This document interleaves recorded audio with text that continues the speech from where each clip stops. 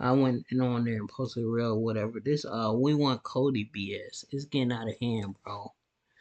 I had to shut some of the doubters up real quick. But we back at it. This is 10 WWE wrestlers who repeat at their debut. WWE stars, I mean. Y'all know what I mean. Well, that's risky. You know, U.S. bank accounts have digital tools, so at least you can manage your money safely. Ooh.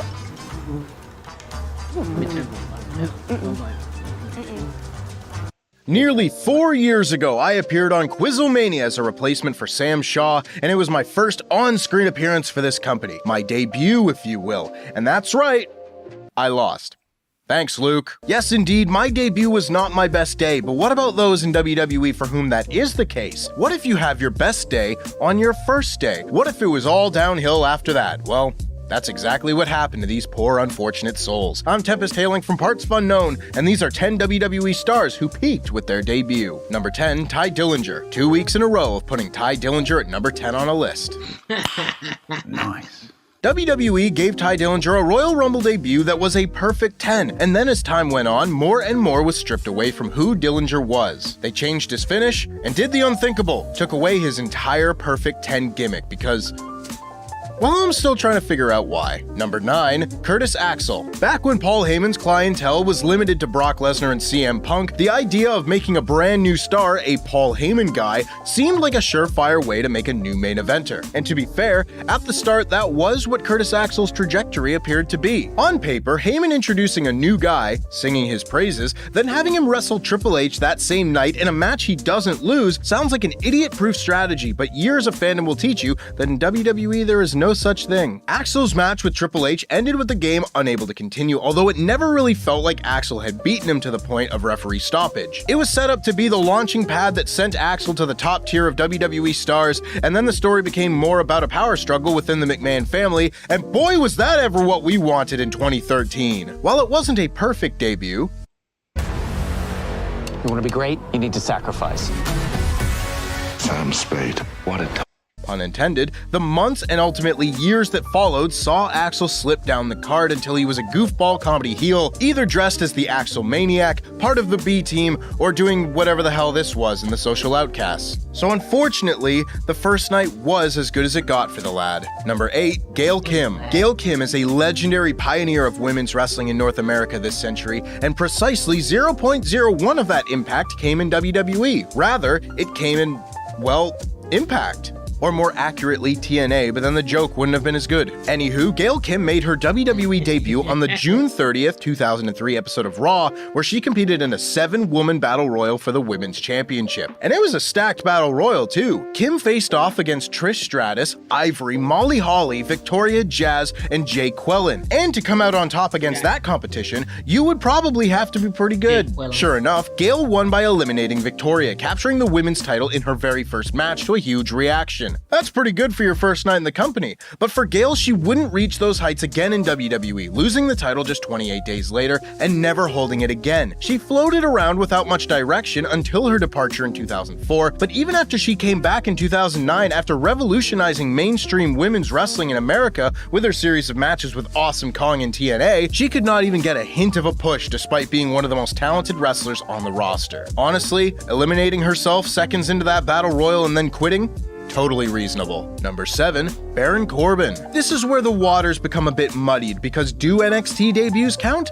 Well, not for the purposes of this list. Maybe we'll do an NXT stars who peaked with their debut list for all your Nakamura's and EC3s of the world. On today's WWE version of said list, however, we find Baron Corbin, who made his first main roster appearance at WrestleMania 32, winning the Andre the Giant Royal Battle Memorial Battle Royal. Now, Corbin has crafted a respectable resume for himself over the last 8 years, Money in the Bank, King of the Ring, US champion, but even through all of that, Corbin hasn't felt like he has as much potential as he did on his first night with WWE's largest ever crowd cheering for his debut win. We know now that the Battle Royal itself holds little significance for those who win it, but there was still a chance WWE could do something with the concept at the time. They didn't, but we thought they could, and it was that enthusiasm that gave Corbin a pretty darn good debut. Number 6, Ember Moon. For years, everyone looked forward to the Raw after WrestleMania, speculating about who could be called up from NXT that year. But as the years went by and the Nevilles and the Enzo and Casses of the world started to become less and less frequent,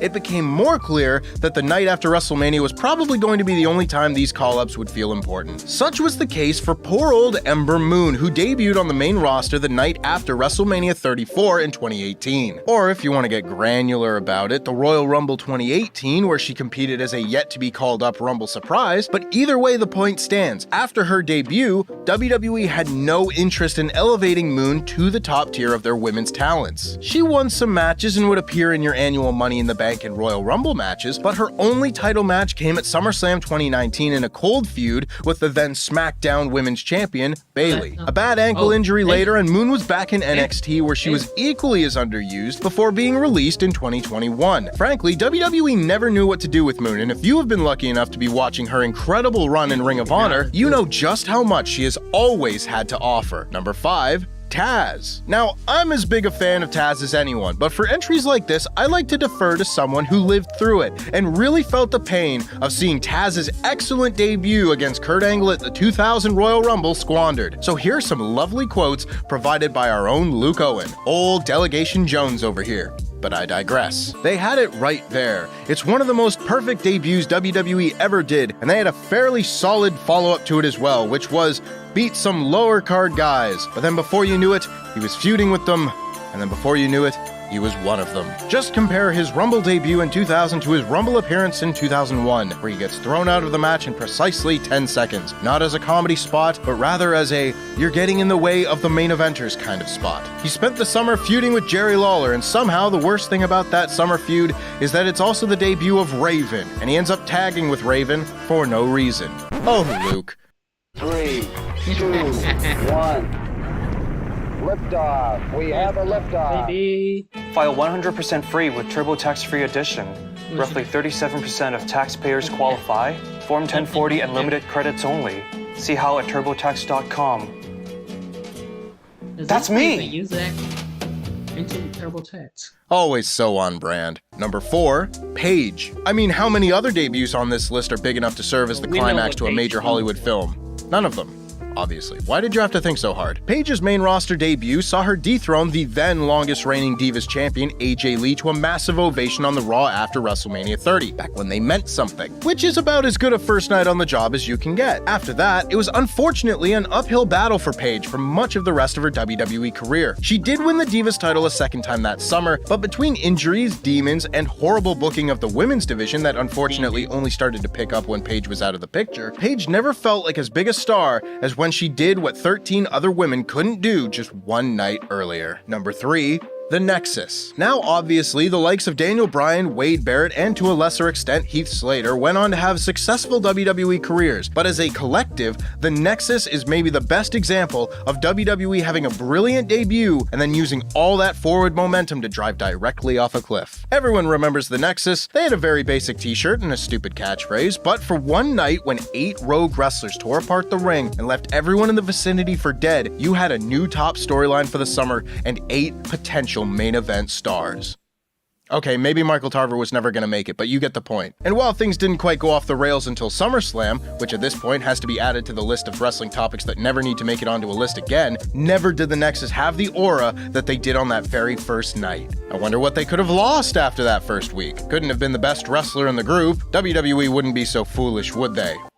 They would. And by removing Daniel Bryan, the group just had a little bit less sauce, you know what I mean? I mean, who else in the group was gonna choke out Justin Roberts and spit in John Cena's face? Number 2, Ronda Rousey. We have been a little bit lax with the term debut on this list. Debut appearances, debut match, whichever makes this easier. Maybe that makes me a hack fraud, but I gotta make my job easier when I can. In the case of Ronda Rousey, her debut match at WrestleMania 34 was by far the best thing she ever did in WWE. She did have pros like Kurt Angle and Triple H in the match with her to help things go smoothly, but in her debut, Rousey showed a natural affinity for pro wrestling that fans did not see coming. She had all the poise, star power, and technique of someone well beyond her experience and ended up having the best match on what should have been a stacked WrestleMania as she and Kurt beat the McMahon-Helmsley regime. I am still absolutely someone who thinks Rousey's first year in WWE was a big success, but it is also very clear that as time went on, the fans grew weary of Rousey's matches, promos, and attitude to the point that when Rousey returned and won the 2022 Royal Rumble match, the decision was universally panned. Normally, winning the women's title multiple times, main eventing WrestleMania, and winning a Royal Rumble match would be seen as the peak of someone's career, but Ronda Rousey's WWE career would say otherwise. And number one, it's Sting. It's Sting! Quick, Hunter, let's beat him. To many, Sting was the biggest American wrestling star to never appear in WWE before his shocking arrival at the end of Survivor Series 2014. A debut so shocking that it paralyzed Seth Rollins and Dolph Ziggler for nearly 5 whole minutes. Sting's WWE debut is one of the great Survivor Series debuts, of which there have been a lot, but really, let's extend that out because Sting's arrival is one of the best WWE debuts, period. Which made it all the more frustrating that rather than set Sting up with the kind of farewell tour that AEW has been graciously providing the legend for the past 3 years, WWE decided to use Sting's only WrestleMania match ever as a chance to get one over on WCW one last time, as if the 14-year victory lap had not been enough. Sting's loss at the hands of Triple H, with JBL spitting anti-WCW rhetoric on commentary, was a piss-poor follow-up to an all-timer of a debut and served to only justify Sting's decision not to go to WWE in the 25 years prior. But, as is the case with everyone on this list, we'll always have Sting's debut. And that just about wraps it up from me. Before I go, make sure to like this video, subscribe, enable notifications to always on, and check out this clip from last week's list. Never thought we would see, and then it happened, and we could. Alright, thank y'all for watching. I'm gonna see you on the next one. Y'all